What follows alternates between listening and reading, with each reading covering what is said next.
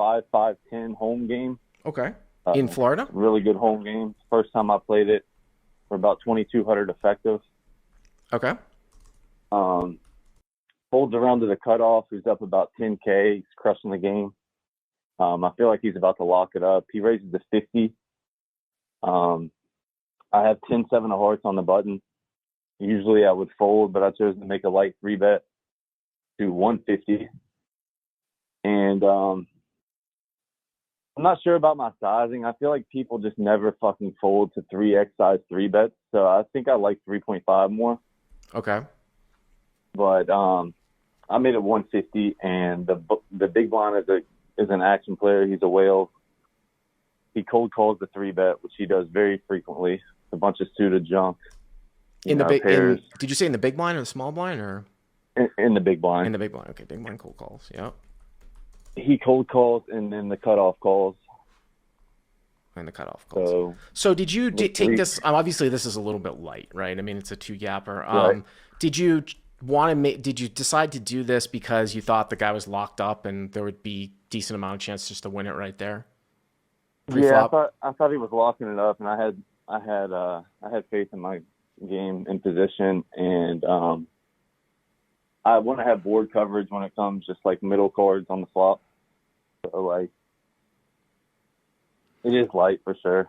Yeah, I mean, in terms of your sizing question, yeah, I mean, I would probably go a little bit larger at this stack depth in position. Even just going 175 to 200 might even get like immediate fold equity, but you get this whale to call on the big blind cold and then the cutoff call. So pot's like 450, right? Yep. Okay. And the flop comes 7 of diamonds, 7 of clubs, 5 of hearts. 7 of diamonds, 7 of clubs, 5 of hearts. Okay, so you flop top pair. You flop trips. Yep. Okay, pretty good flop. And it checks to me, and I bet 175. Sometimes I bet smaller, but I think if the whale has any pair, he's not going to fold. I think I can even go a little tad bigger, just because he's not folding any piece. I bet 175. Okay. And he snap called, and then the cutoff folded. So big blind calls, cutoff fold. I mean, the only thing about that, just what you said, I mean, the sizing I think is probably fine. I mean, you're supposed to kind of like bet on the smaller side in multi-way pots. The only thing about what you're saying is that, he'll call with any piece.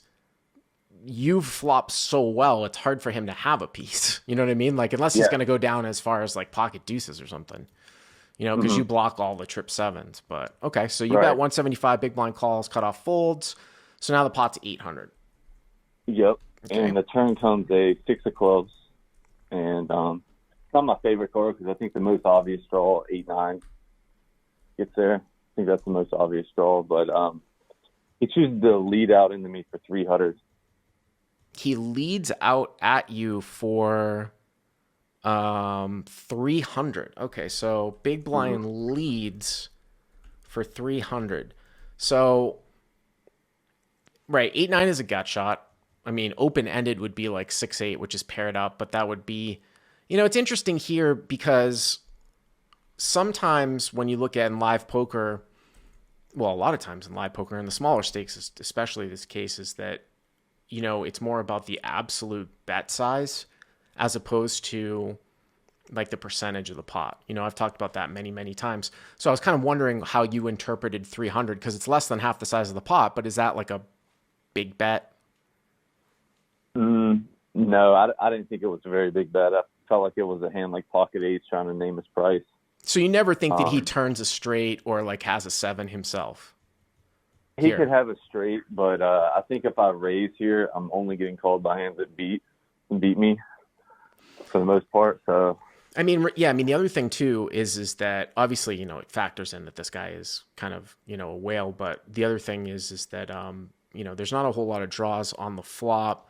And he also called next to act 2 with the guy behind him. So, I mean, obviously he could be far out. I mean, I guess he could have like 4 or 5. He also cold called. Here's the thing about this is that, you've got these player types where we don't necessarily know the information. One of the things I'd look at even on paper, even if the guy is a whale, is that could he ever have a small overpair here? Because like he has like nines, 10, something like that he's protecting. Right. With, although you block, a 10. But okay, so you call, hero calls. And I think I'm okay with that unless I really did peg the guy having 10s or jacks and he would never fold. Mm-hmm. Yeah, I think if I have A7 suited, I think I might raise here. Yeah. But I just flatted, and the river came a king of clubs, which it completes the backdoor clubs, but I'm not sure how many clubs he could have. I mean, I guess the only club is like ace-8 of clubs, which floats the flop, or ace-10 of clubs, but king should be a better card for my range. Well, he could have he could have 5x of clubs, right? I guess. If you peeled the bottom, right. part, yeah. And he checked to me. Oh, okay. Well, then you're golden, right? Mm-hmm. Yeah. And I feel like in a 3-bet pot, I feel like I have to go for value. And absolutely. It's hard to feel what sizing is correct. I mean, I think it's a bet fold. I think I can bet fold, but I'm not expecting him to check mini flushes or many better hands.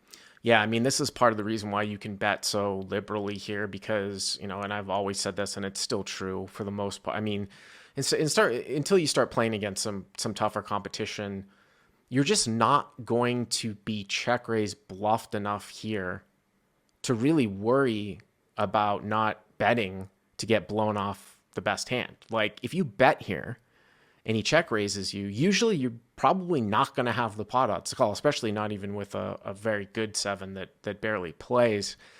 So you have to bet.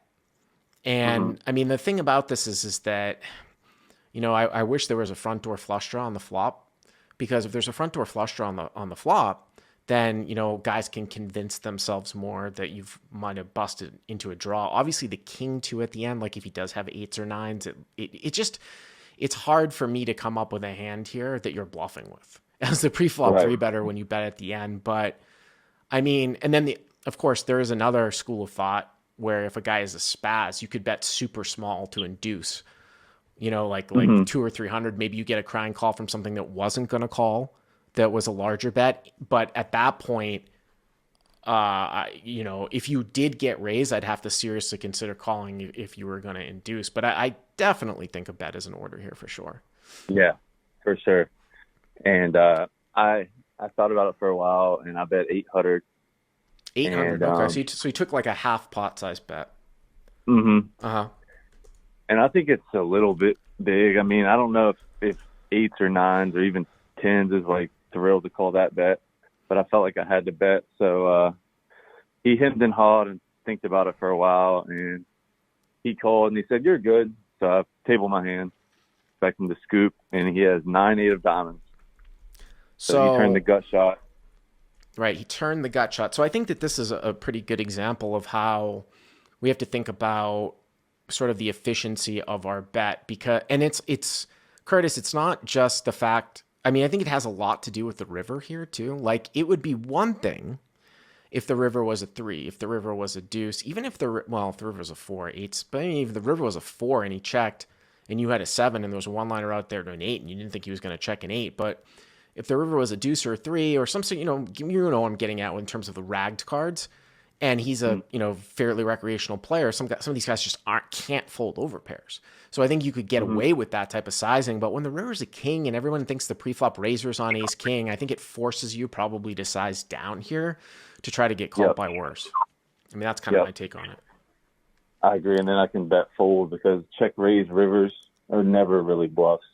Yeah, I mean, it's kind of like I said. I mean, I would tend to want to go 400 to 500 here. Like, is kind of my thinking. I thought 8 was a little bit on the dicey side. You get the backdoor flushes that you might get run into, obviously as well. But I appreciate the call. If you like what you've seen here, please hit the subscribe button. And if you enjoyed this call-in hand, hit the like button down below. To check out crushlivepoker.com, click on the link in the description. Use the code YTA300 to get the first 30 days for free.